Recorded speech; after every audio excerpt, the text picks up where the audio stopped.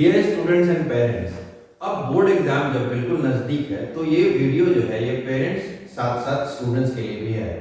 Parents और students के combined help, combined support of each other के थ्रू बच्चे का और स्टूडेंट्स का मार्क्स बहुत ही ज़्यादा एक्सेलरेट हो सकता है, मैजिकल चेंजेस आ सकते हैं बच्चे के स्कोरिंग में। तो बोर्ड एग्जामिनेशन जब नज़दीक है तो बोर्ड की तैयारी में क्या वो छोटे छोटे चेंजेस आप अपने रूटीन, अपने बिहेवियर, अपने हैबिट्स में लाएं कि आपके मार्क्स में मैजिकल चेंजेस हो, उसके लिए ये वीडियो आप लोगों के सामने है। सबसे पहला चीज होता है किसी भी टास्क हम जब करते हैं तो organization and clarity of what we are going and what specific task if we are doing, अगर वो हमें मालूम है कि एग्जैक्ट हमें करना क्या है तो हम बहुत ज्यादा फोकस्ड होकर उस टास्क को अचीव कर सकते हैं। तो मैं देखता हूँ कि बच्चे जब पढ़ते हैं तो वो पैनिक मोड में रहते हैं और इस कारण से वो सब्जेक्ट, वेरियस सब्जेक्ट को और वेरियस टॉपिक्स को एक साथ इधर उधर रैंडम वे में पढ़ने की कोशिश करते हैं। इस आदत से पहले दूर होना है। कैसे दूर करेंगे? क्या छोटे से परिवर्तन लाएंगे अपने हैबिट्स में और अपने सराउंडिंग्स में कि ये आप जो है एक पर्टिकुलर स्पेसिफिक टास्क पे फोकस हो सके।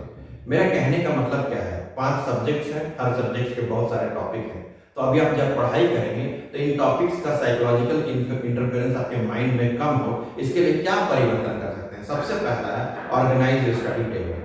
और पेरेंट्स आप इसमें बच्चे की मदद कर सकते हैं कि आप सब्जेक्ट वाइज बच्चे के बुक्स, टेक्स्ट बुक्स, नोट्स वगैरह वहाँ ऑर्गेनाइज कर दें उसके स्टडी टेबल पर, जहाँ पर या कबर्ड जो कहते हैं, अलमायरा जो कहते हैं, जहाँ पर उसकी किताबें रखी जाती हैं। बट उसकी स्टडी टेबल पर सब्जेक्ट और बुक्स को मत रखें। स्टडी टेबल को बिल्कुल फ्री रखें कि वो अपनी कॉपी रख सके और जो पर्टिकुलर, अगर वो मैथ्स तैयारी करना चाहता है तो मैथ्स की किताब उसके स्टडी टेबल पर होनी चाहिए। जब मैथ्स पढ़ लिया तो फिर सोशल स्टडीज में हिस्ट्री की किताब होनी चाहिए अगर वो हिस्ट्री पढ़ना चाहता है, और बाकी सब्जेक्ट के बुक्स वहां पर नहीं होने चाहिए, नोट्स नहीं होने चाहिए। क्योंकि ये रिसर्च वर्क हो सकता है या मेरा खुद का एक्सपीरियंस है कि साइकोलॉजिकल इंटरफेरेंस होता है अगर हम कोई चीज विजुअली देखते हैं। अगर हम केमिस्ट्री की तैयारी कर रहे हैं और हमें हिस्ट्री की बुक सामने दिख रही है तो साइकोलॉजिकल इंटरफेरेंस होता है, कुछ क्वेश्चन हिस्ट्री के भी दिमाग में सामने आने लगते हैं। इसी कारण से पहला चीज है focus and clarity of specifically what subject and what topic I am going to do, ये डिसाइड कीजिए और तब स्टडी टेबल पर बैठिए। इसके लिए पेरेंट्स काफी हेल्प कर सकते हैं। और जब आप फोकस्ड होकर पढ़ते हैं तो एग्जाम हॉल में वो आदत बनी होती है कि आप एक पर्टिकुलर पिन पॉइंट क्वेश्चन पर ही आप फोकस रहते हैं। कैलकुलेशन मिस्टेक्स जिन बच्चों से होता है, क्या होता है, मैथ्स वगैरह में मार्क्स इंटेलिजेंट बच्चों का कटता उनके सिली मिस्टेक्स लोग कहते हैं टीचर्स। कैलकुलेशन मिस्टेक्स 60/3 को 20 नहीं कह के 5 कह दिया। तो क्या होता है, ये जो होता है जब आप psychologically interfered and different questions mind में और भी आ रहे हैं क्योंकि आदत नहीं बनी है कि हम स्पेसिफिकली और फोकस्ड वे स्टडीज करें। तो ये पहला चीज है, organize your cupboard in which subject wise very clear organized 5 subjects are being looked at. History books, history copies are together, math books, math copies are together, science books and science copies are together. From there I pick up one subject because in my routine I have made today I have to study social studies and history. So history book I will take out and come to a place where only history book and copy is there and maybe previous year question papers I am doing. So that will be there. You will be doing magically well in your preparation. And once you are prepared, the confidence will rise and you will be happy. Number 2, दूसरी बात क्या करें, क्या change लाएं आप, ये बहुत important आपको समझना कि दूसरी बात जो आप चेंज लाएंगे वो है कि आप जो जैसे डॉक्टर्स कहते हैं small and frequent diets are always good for the human stomach. I will say small and frequent studies are very important for human brain to perform well.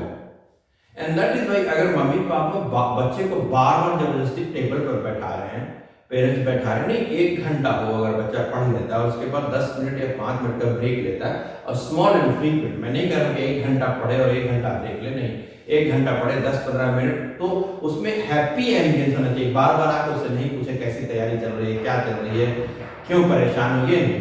Area of development और positive notes के through बात करना सीखे कि हाँ तैयारी कैसे चल रही है, देखो फॉर्मूला याद कर लो, वो इंपॉर्टेंट है। आप लोग खुद भी पढ़े होंगे, पेरेंट्स जो पढ़े लिखे हैं या जिन्होंने एग्जाम फेस किया है या जिंदगी के एग्जाम को फेस किया, उन लोग भी काफी कुछ सुलझे हुए टिप्स दे सकते हैं कि हम पढ़ाई ऐसे करना चाहिए, ऑर्गेनाइज होकर पढ़ो, इंपॉर्टेंट और स्ट्रेंथ पर वर्क करना चाहिए। और बहुत सारे स्टडी टेक्निक्स होते हैं। जब पढ़ाई की शुरुआत सुबह सुबह करते हैं, नॉर्मली रात में देर तक जागने वाली पढ़ाई आजकल ये फैशन में, जिसका इफेक्ट मैं देखता हूँ कि बहुत अच्छा नहीं है। मैंने 20-25 साल में स्कूल में एज ए टीचर रहा, प्रिंसिपल्स रहा, और स्टूडेंट्स के परफॉर्मेंस और उनके बिहेवियर को मैंने काफ़ी एनालाइज किया है। तो मैंने देखा है कि उन बच्चों को जिनमें 100 में 100 मार्क्स आता है डिफरेंट सब्जेक्ट में, या बहुत हाई परसेंटेज मार्क्स आता है, उनकी स्टडी हैबिट बेटर है, उनको लेट नाइट स्टडीज करने का नहीं है। लेट नाइट का मतलब क्या है? एक्चुअली आप मेकअप कर रहे हैं जो आपने पहले पढ़ाई छोड़ दी है। तो एक लिमिट तक ही आप पढ़ सकते हैं। ज्यादा पढ़ने का मतलब नहीं है प्रोडक्टिव पढ़ना। क्वालिटी पढ़ाई करने का मतलब प्रोडक्टिव पढ़ना, यानी आप उस समय तक पढ़ें जब तक आपका ब्रेन एक्सेप्ट कर रहा है, कि आपको लगे कि हाँ आप इस पर्टिकुलर टॉपिक को आप समझ पा रहे हैं और उसको फिर से लिख पा रहे हैं। वहां तक काफी है, क्योंकि आप अपने आप को एक फेक आइडिया नहीं देते हैं कि आज मैं बहुत पढ़ लिया। मैं 4 घंटा तक जागा रहा और 4 घंटा तक मैंने पढ़ा, इन दोनों में बहुत अंतर होता है।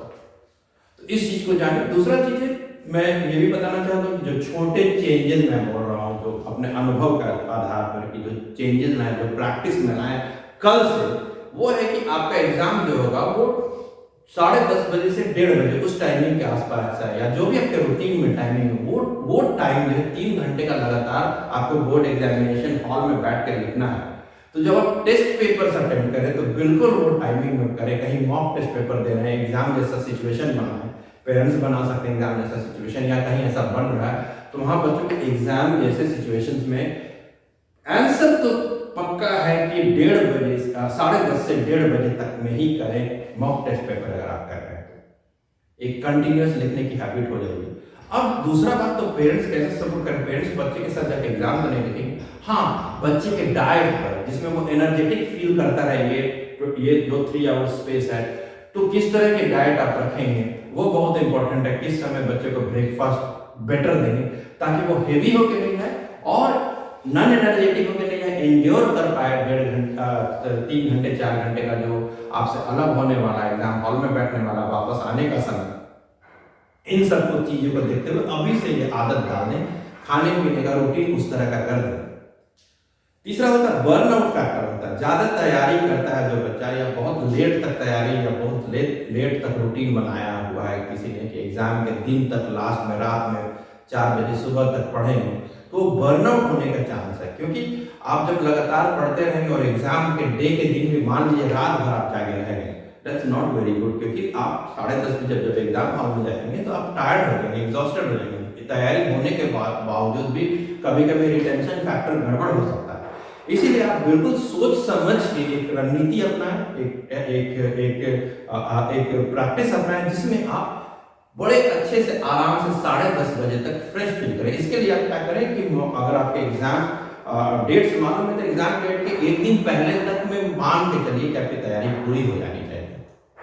और खुद को बार बार टेस्ट नहीं करके आप मॉक टेस्ट दीजिए। Action are very important, opinions are not very important. Action is the only truth. आपको मतलब अगर आपको लगता है कि आपकी तैयारी का कोई टेस्ट करना है तो आप एक मॉक टेस्ट पेपर पूरा बनाएं और उसमें आप अंदाज लगा लेंगे, तुरंत वर्कआउट कर लेंगे कि कहाँ स्ट्रेंथ कहाँ वीकनेसेस है वो जानेंगे।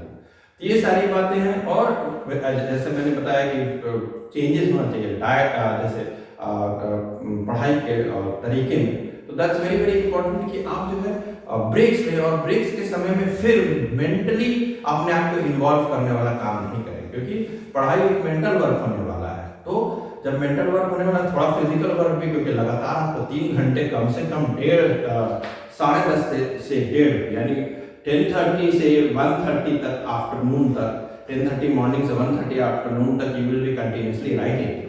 And therefore, what happens that you should always learn to practice things that time only।